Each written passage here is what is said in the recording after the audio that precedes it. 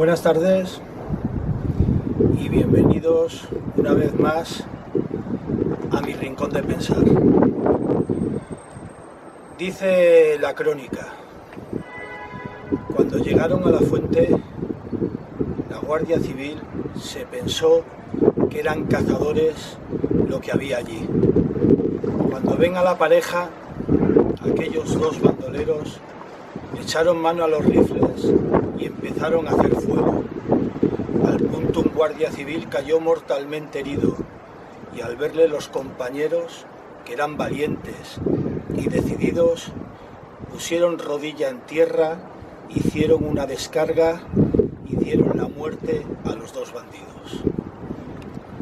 Así se contaba la captura de dos bandoleros muy conocidos, el Pernales y el Niño del Arán. Pero en aquella época había muchos perfiles de gente echada al monte.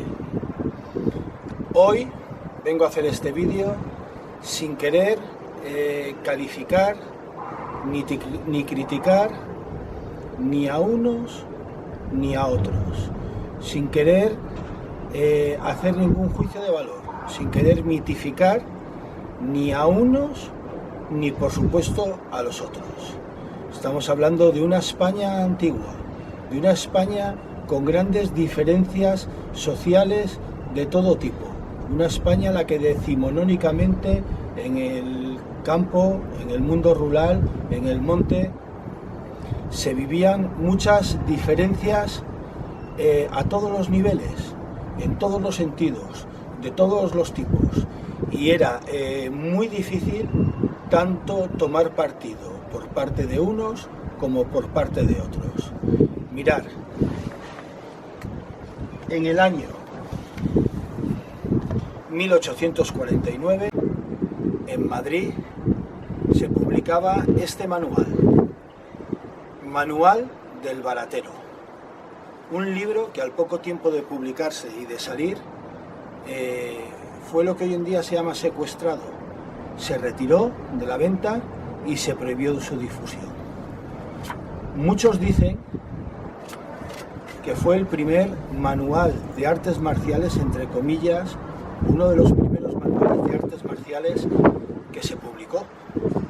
En él había un prólogo extenso en el que el autor se justificaba diciendo que él ya de sobra sabía que el libro iba a levantar ampollas, que el libro iba a crear mucha oposición en muchos sectores de la sociedad, pero que él creía necesario publicar este manual para que la gente se supiera defender de todos aquellos que manejaban navajas. Se ve que en aquella época se les llamaba barateros, todos aquellos que supieran manejar navajas con fines delictivos. Él, en su introducción, este libro se puede encontrar perfectamente en las redes sociales, él en su introducción, insisto, decía que no era un libro que no era un manual que nacía con el interés de enseñar malas artes ni mala utilización de las armas blancas, en concreto las navajas y las tijeras, sino de todo lo contrario, de enseñar a los ciudadanos honrados y decentes a defenderse de ellas, poniéndoles en preaviso de cómo eran las maneras y las formas y los movimientos que se utilizaban.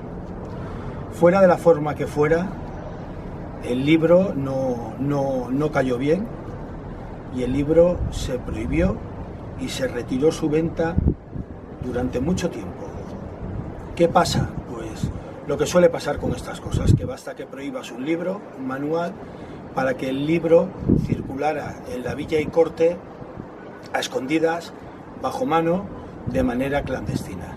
Y por eso este pequeño manual, en su día, cogió fama y éxito. Era la primera vez, además, que se ponía blanco sobre negro, en tinta, en papel, las argucias y las maneras que se utilizaban para manejar un arma blanca de manera ofensiva. Recuerdo que Juan Luis González Ripoll, al que ya he mencionado en otro vídeo, en uno de sus libros contaba una historia que a mí me contó personalmente en otra de nuestras charlas de chimenea, al calor de la chimenea en invierno. Y era la de un bandolero, entre comillas, un emboscado que a principios de siglo o finales del siglo XIX, principios del siglo XX, deambuló y se movió sobre todo por la Sierra de Cazorla. No recuerdo el nombre, no sé si me lo mencionó alguna vez, lo llegó a decir, pero le habían puesto de mal nombre antiguamente en la zona de la sierra la expresión de mal nombre, como mal nombre quería decir apodo. Le habían puesto de apodo, la gente le llamaba el rejo. El rejo. El rejo viene a ser, hay muchas acepciones de esa palabra, pero una de ellas es una cuerda muy vasta, muy tosca, muy dura, muy correosa, hecha de esparto o de otros materiales, que era a la par que de dura y resistente, pues era muy áspera y muy tosca, ¿no? Entonces se ve que a este hombre le llamaban el rejo. Ya digo que la palabra tiene otras acepciones, refiriéndose pues eso, así como al Pernales realmente cuando se le puso el apodo era el Pedernales por su dureza, se ve que a este señor le llamaban el rejo en concreto por eso, por lo correoso que era, por lo duro que era, por lo áspero que era. Y aquí es cuando hay que empezar a hacer la distinción. No todos eran bandoleros. Había bandoleros, había emboscados o la gente del monte. Antiguamente, a mí me lo ha contado gente muy directa de mi familia, en el argot de la Guardia Civil, no creáis que antiguamente se utilizaba llanamente la palabra bandolero, ¿vale? Ellos sabían distinguir el perfil de persona y cómo era la persona que se había echado al monte, que se había emboscado, Y igual que algunos, sobre todo a los que tenían delito de sangre, les llamaban bandoleros, a otros los calificaban como emboscados, huidos, la gente del monte.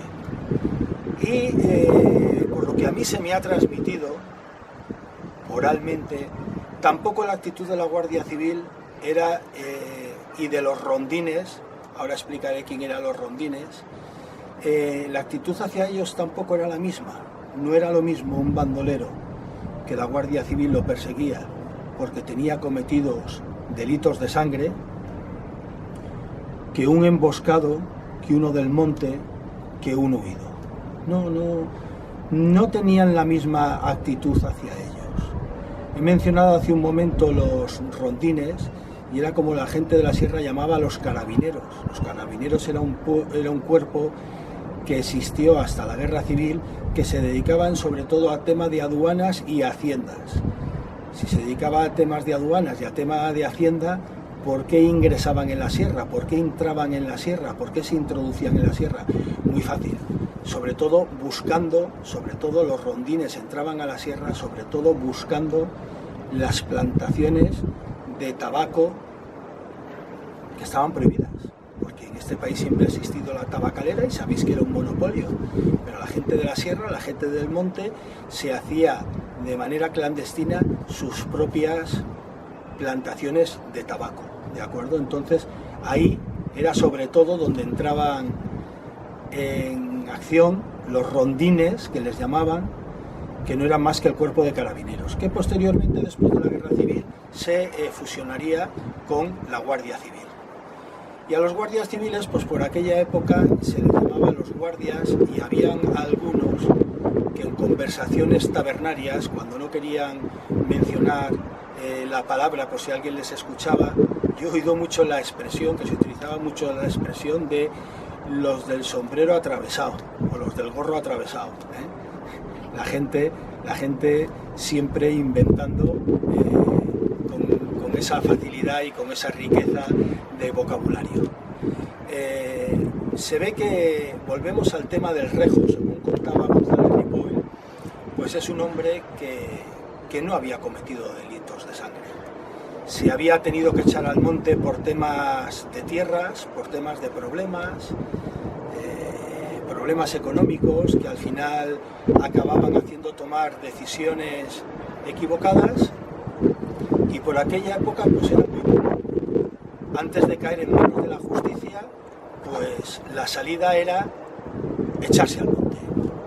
Normalmente pues era gente que conocía muy bien la zona por la que se movía, tenía la confidencia, el apoyo, la ayuda de sus antiguos vecinos, porque estamos hablando de que no tenían, como los bandoleros, no tenían delitos de sangre, y entonces de alguna manera sus vecinos pues se apiadaban un poco de ellos porque sabían que se habían echado al monte, pues porque se habían visto en una situación precaria, penosa, de ilegalidad, llevada a ella probablemente por miserias y por problemas económicos, y no eran partidarios de delatarlos, por supuesto, y sí pues bastante de ayudarlos. También se me contaba lo que he dicho al principio, pues que la Guardia Civil pues tampoco ponía demasiado interés, digamos, en tener encuentros con ellos, si no es que se los encontraban a bocajarro en un sendero o en un camino, ¿no? La Guardia Civil sabía que eran gente pues que sí, que vivían huidos en el monte, que vivían de lo que podían, que rapiñaban de aquí, rapiñaban de allá, les ayudaban los vecinos, pero que no eran gente problemática ni conflictiva, ni que hubieran asesinado, ni matado, ni herido a nadie, y tenían otras prioridades. Por supuesto, si en el desempeño de sus funciones se cruzaban o se encontraban con ellos, pues aplicaban la ley como era normal, ¿no? Pero para ellos, por decirlo de alguna manera, no tenía el mismo trato y la misma importancia un bandolero que un emboscado, que uno que se había echado al monte, ¿no? Ese parece ser que era el caso del Rejo que nos ocupa en la historia de hoy.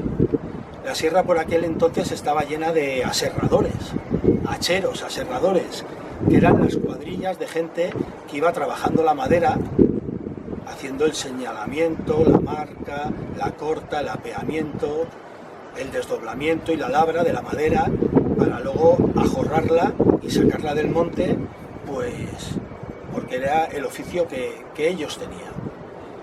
Alrededor de los madereros, de los hacheros, se movía toda una sociedad, pues los contratistas que los tenían, valga redundancia, contratados, los buhoneros y los marchantes que se acercaban a provisionarles, a venderles material, y sobre todo una cosa muy curiosa, que eran cuchareros, los cuchareros, que solía ser gente ya mayor, gente que ya no tenía capacidades físicas para hacer trabajos muy pesados, que se solían unir al clavo, como decían, a estos grupos de trabajo de la madera, para que con los restos de la madera que les sobraban a ellos, madera que no tenía valor porque eran trozos pequeños, de la poda, de la labra, de la madera, del desdoblamiento de la madera, los restos que caían, por decirlo de una manera, las astillas grandes que sobraban, ellos se dedicaban a tallar cucharas para luego venderlas, a tallar cucharas de madera y a tallar tenedores de madera y algún que otro útil de madera. En vez de vivir solos en el monte, tirados por el monte, que ya era una vida bastante penosa, pues solían hacer comunidad pues con las collas de hacheros o aserradores. Pues cuenta la historia, que aún no habíamos dicho el nombre de ella, se la conoce en la sierra como la historia del tío Chascaflores. Cuenta la historia de que un buen día o un mal día el rejo fue a dar o fue a aparecer en una zona de monte donde tenían el tajo un grupo de aserradores o de hacheros. Probablemente no sería casualidad, probablemente el rejo se acercaría pues para ver si conseguía tabaco, si conseguía comida, pero volvemos a insistir que era un perfil de gente que lo que procuraba era atemorizar más por su presencia y por leyenda negra y urbana que realmente los delitos que habían cometido, ¿no? Cuando llegó, saludó a todo el mundo y el capataz, que era un tío veterano y era un tío que llevaba mucho tiempo en la sierra, muy acostumbrado a moverse por la sierra, tenemos que entender que aquellas collas de aserradores, de hacheros, de cuchareros, era imposible, no bajaban todos los días a sus casas a dormir, porque las distancias eran muy grandes y no les merecía la pena. Se construían chozos, lo que hoy en día llamamos vigas, se construían chozos donde tenían el tajo, donde tenían la zona de monte en la que estaba la contrata de corta, y allí pasaban los días.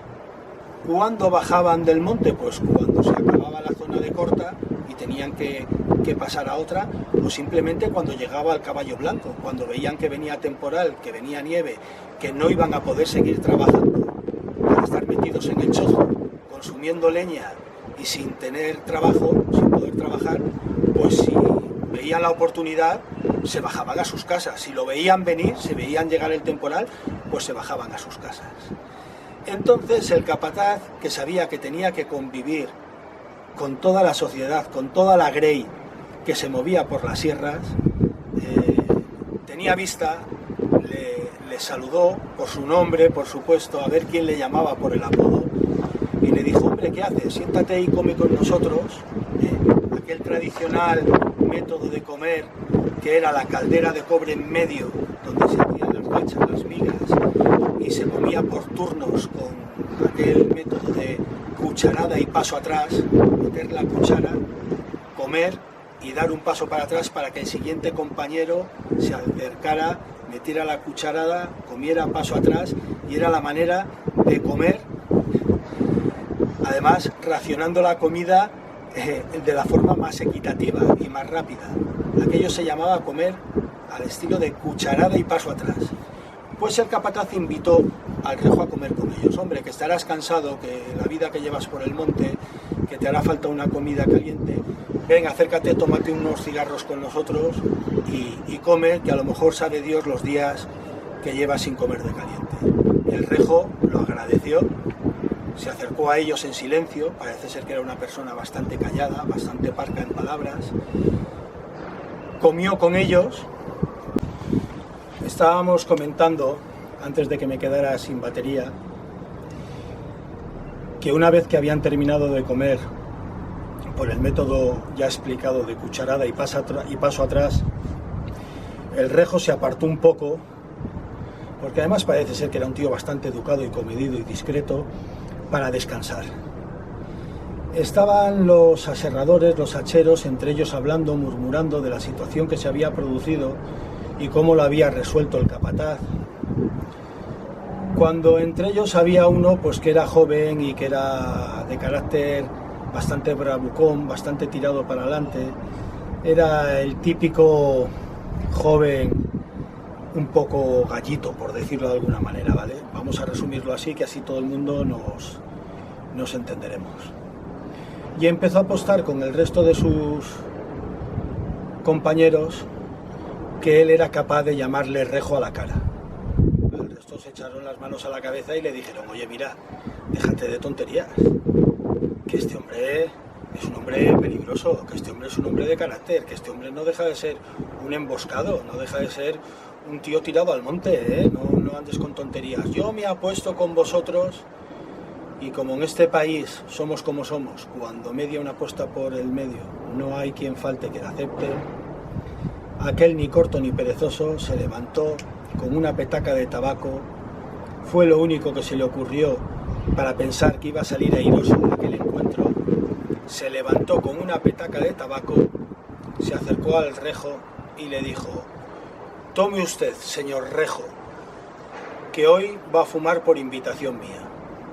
Dicen que inmediatamente al Rejo se le ensombreció la cara, se incorporó, se levantó, le miró seriamente al joven y le dijo: hoy te voy a hacer que purgues y que te limpies la boca por eso que acabas de decir y por eso que me acabas de llamar.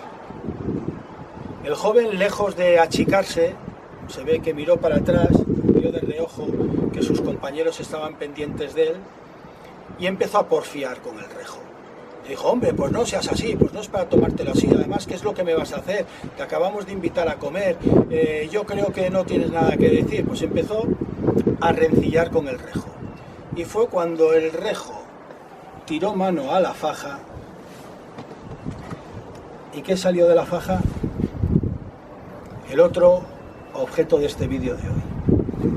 Pues lo típico: Sierra de Cazorla, Sierra de Segura, en aquellas estribaciones tan cercanas a Albacete. El Rejo, como era de esperar y lo que había intentado evitar el hábil del capataz, el Rejo tiró de navaja de 6 muelles y le dijo: te vas a poner de rodillas, vas a empezar a recoger todas las peonias que haya en el monte y te vas a poner a comer peonias. Claro, no sé si habéis oído hablar de las peonias o sabéis lo que son las peonias. Las peonias son unas flores que salen en primavera en la sierra, les gusta de sitios altos, húmedos, tienen un tallo leñoso bastante alto y arriba del todo sale una flor muy grande, como si fuera de la textura de un tulipán, una flor muy grande, roja y carnosa. Aquel se lo tomó muy en serio lo que le acaba de decir el Rejo. Probablemente, como acabamos de enseñar, el sonido, la psicología de oír desplegarse una navaja de 6 muelles,